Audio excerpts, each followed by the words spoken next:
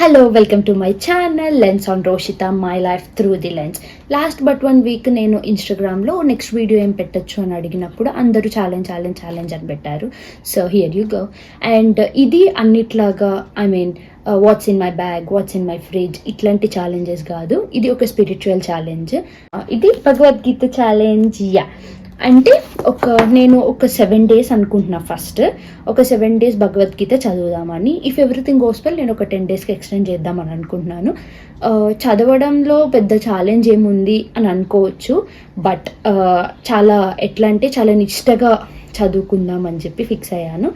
ఇవాళ స్టార్ట్ చేశాను కాబట్టి నెక్స్ట్ ఇంకొక 1 week, ఇవాళ సండే, నెక్స్ట్ సండేకి కంప్లీట్ అయిపోతుంది. ఫలితం ఆశించి అయితే ఖచ్చితంగా అసలు చేయట్లేదు. అది నాకు కొంచెం పీస్ కోసం, మెంటల్ పీస్ కోసం, రిలాక్సేషన్ కోసం మాత్రమే నేను ఛాలెంజ్ స్టార్ట్ చేశాను. మీకు ఇష్టమైతే మీరు కూడా అట్లనే అదే మైండ్లో పెట్టుకొని స్టార్ట్ చేయండి. ఒక దానికోసం అనుకొని అది ఖచ్చితంగా తీరాలి, దానికోసం నేను చదువుతానని మాత్రం మీరు అనుకోరు.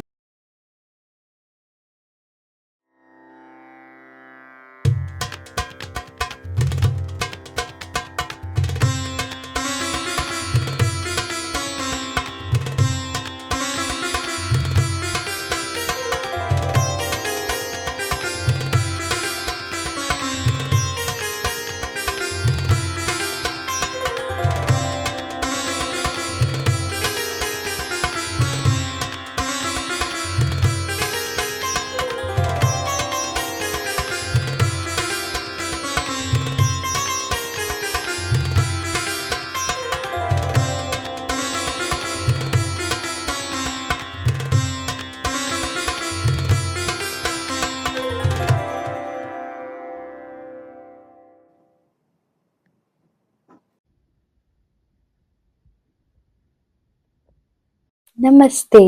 ఇవాళ day 2 of taking Gita challenge. నిన్న నేను 6 శ్లోకాస్ కంప్లీట్ చేశాను. ఇవాళ 7th శ్లోకా నుంచి స్టార్ట్ చేయాలి. అండ్ ఇది జస్ట్ వార్ మాత్రమే కాదు, లైఫ్లో ఏది రైట్ ఏది రాంగ్ అని తెలుసుకోవాల్సిన సిచ్యువేషన్ వస్తే భగవద్గీత అనేది ఒక సొల్యూషన్ అని చెప్పి చాలా మంది చెప్తారు. కురుక్షేత్ర వార్ జరిగిన ప్లేస్ ఇప్పుడు ఇండియా హర్యానాలో ఉందంట. ఓకే, ఇంకా లేట్ చేయకుండా శ్లోకా స్టార్ట్ చేసేద్దాం.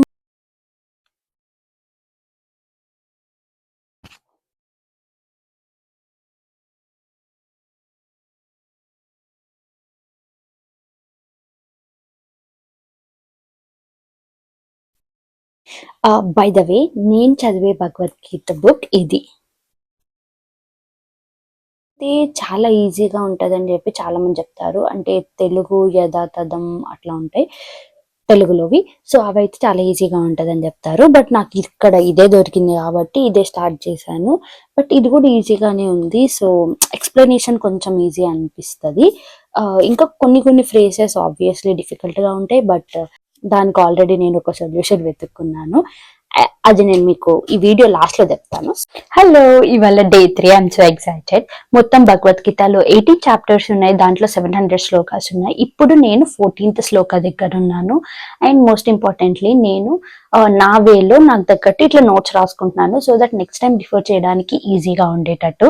It's already 11 AM, so let's not delay, let's get into the reading part.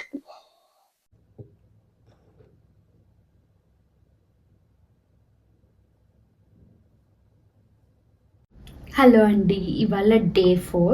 So ఇవాళ నేను 23rd శ్లోకా దగ్గర ఉన్నాను. యాక్చువల్గా ఇవాళ లేట్ అవుతుందని చెప్పేసి ముందే కంప్లీట్ చేశాను. డే 4 23rd నుంచి 29 శ్లోకాస్ కంప్లీట్ చేశాను. యాజ్ ఐ సెడ్, నేను నోట్ చేసుకుంటున్నా కాబట్టి నేను మీకు చూపించగలుగుతున్నాను. అండ్ సో ఫార్ నాకు నచ్చిన ఒక సెంటెన్స్ నేను మీతో షేర్ చేసుకుందాం అనుకుంటున్నాను. It says, do not rely on materialistic needs, if so you are not Krishna's devotee. అంటే మనం ఎప్పుడు మెటీరియలిస్టిక్ నీడ్స్, వస్తువుల మీద అటాచ్మెంట్ పెంచుకుంటాము. సో అలా పెంచుకోవడం వలన మనం హ్యాపీగా ఉండలేము, మోస్ట్ ఇంపార్టెంట్లీ మనం కృష్ణుడి భక్తులు కాలేమంట. అది భగవద్గీతలో ఉంది.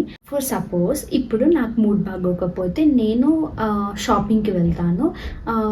చాలా మంది చేస్తారు షాపింగ్ క్యూర్స్ అని చెప్పేసి, బట్ విచ్ ఇస్ రాంగ్. మనకి మూడ్ బాగోకపోతే గుడికి వెళ్ళటం, దేవుడితో మనుషులతో అటాచ్మెంట్ కనెక్షన్ పెంచుకోవడం అనేది ఎంత ఇంపార్టెంటో ఇక్కడ వాళ్ళు చెప్తున్నారు భగవద్గీతలో. ఆబ్వియస్లీ నేను ట్రై చేద్దామని ఫిక్స్ అయ్యాను. So you guys can try to.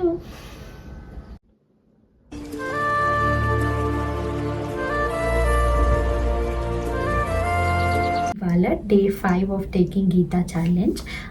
Chapter 1ని భగవద్గీతలో అర్జున విషాద యోగా అని అంటారు. ఏమన్నా వర్క్ చేసే ముందు క్వశ్చన్ చేసుకోవడం అనేది ఎంత ఇంపార్టెంటో ఈ చాప్టర్ మనకు చెప్తుంది. సపోజ్ అర్జునుడు లాంటి రియల్ హీరోని యుద్ధం చేసే ముందు డైలమాలో ఉంటాడు, ఇది కరెక్ట్ స్టెప్పా రాంగ్ స్టెప్పా అని చెప్పి. సో మనం కూడా ఏమన్నా వర్క్ చేసే ముందు దాని పాజిటివ్స్ అండ్ నెగిటివ్స్ ఆలోచించి స్టెప్ ఫార్వర్డ్ చేయడం అనేది ఎంత ఇంపార్టెంటో భగవద్గీత చెప్తుంది, which is so good. So let's try to follow this as well. Bhagavad Gita అర్థం చేసుకోవడానికి నాకు యూస్ అయిన కొన్ని టిప్స్ నేను మీకు షేర్ చేస్తా అని చెప్పాను కదా. ఫస్ట్ వన్ వచ్చేసి క్యారెక్టర్స్ని అర్థం చేసుకోవడం. క్యారెక్టర్స్ ఎవరు ఏంటి అన్నది మనకు అర్థం కాకపోతే భగవద్గీత చదవటం చాలా కష్టం, అది అర్థం చేసుకోవడం అంతకన్నా కష్టం. సో నేను రేపు భగవద్గీత స్టార్ట్ చేస్తున్నాను అనగా ఈ వీడియో చూశాను. ఈ వీడియో కంప్లీట్ గా కూడా చూడలేదు, 1.5 hours చూశాను. క్యారెక్టర్స్ ఎవరేంటి అన్నది అర్థమైంది, అక్కడ జరిగే డిస్కషన్స్ ఏంటి అన్నది నాకు అర్థమైంది. నెక్స్ట్ డే నేను భగవద్గీత ఛాలెంజ్ స్టార్ట్ చేశాను.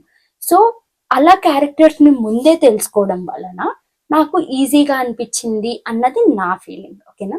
సెకండ్ వచ్చేసి ఎస్, మీరు తమిళలో చూసినట్టు ChatGPT యూస్ చేసి నేను భగవద్గీత అర్థం చేసుకున్నాను.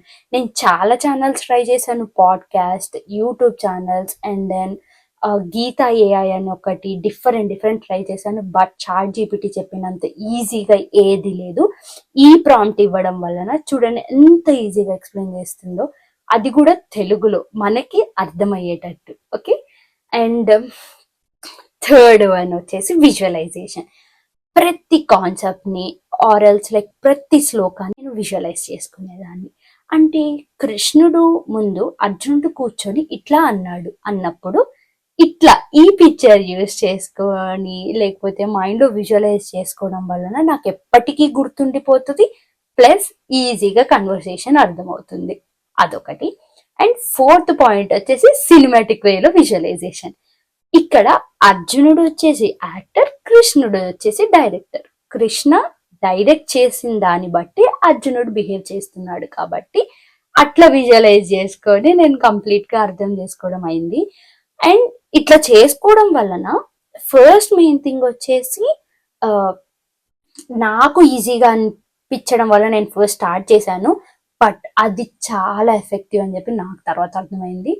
అండ్ యా, ఫిఫ్త్ వన్ వచ్చేసి ChatGPTలో మీరు ప్రాంప్ట్ ఇచ్చారు, అర్థం కాలేదు. ఓకే, ఇన్ దిస్ కేస్ ChatGPTలో అసలు మీకు ఇవ్వడం రాలేదు, అలాంటప్పుడు యూట్యూబ్లో భగవద్గీత చాప్టర్ 1 శ్లోక 46 అని ఇచ్చినప్పుడు ఈ ఛానల్ నుంచి వీడియోస్ చాలా మంచిగా ఉన్నాయి. భగవద్గీత చాప్టర్ 1 శ్లోక 46 అనేది ఇస్తే మంచిగా మొత్తం క్లియర్ గా ఎక్స్ప్లెయిన్ చేస్తున్నారు. మీరే చూడండి ఎంత క్లియర్ గా ఉందో. కృష్ణ, మరలా చెబుతున్నాను, దుర్యోధనాదులు సరే వెధవలు, ఆకతాయిలు, దుర్మార్గులు, దుష్టులు. వారి బుద్ధి పనిచేయడం లేదు, అందుకే యుద్ధానికి సన్నద్ధమయ్యారు. మనం బుద్ధిమంతులం కదా, ఇంత దారుణాన్ని మహాపాపాన్ని చేయడానికి ఎలా సిద్ధపడ్డాం?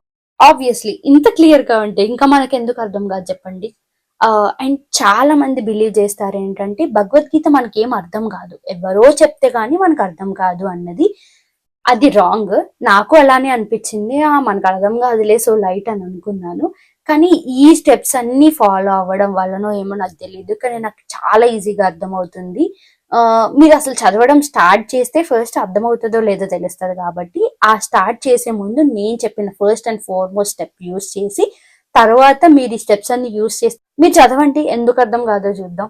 నా చాప్టర్ 1 కంప్లీట్ అయిపోయింది. డేకి 7-8 ఆర్ఎల్స్ ఇంకా తక్కువ. ఫైనల్గా అయితే చాప్టర్ కంప్లీట్ చేసేసాను. I feel so lucky. At least ఇప్పుడైనా నేను ఈ జర్నీ స్టార్ట్ చేసినందుకు కూడా చాలా మంది మనకి భగవద్గీత అర్థం కాదు అని చెప్పేసి నాలాగే ఇప్పటివరకు స్టార్ట్ చేసి ఉండరు. బట్ అది ఒకప్పుడు. ఇప్పుడు చాలా ఆప్షన్స్ ఉన్నాయి మనకి, బుక్స్, ఛానల్స్, పాడ్కాస్ట్, నేను చెప్పినట్టు ఏఐ కూడా ఉంది. సో నేను చెప్పిన టిప్స్ యూస్ చేసి మీరు స్టార్ట్ చేస్తే మీకు చాలా ఈజీ అవుతుంది. Don't delay, start it today. Wow, sync. Video నచ్చితే లైక్, షేర్ అండ్ సబ్స్క్రైబ్.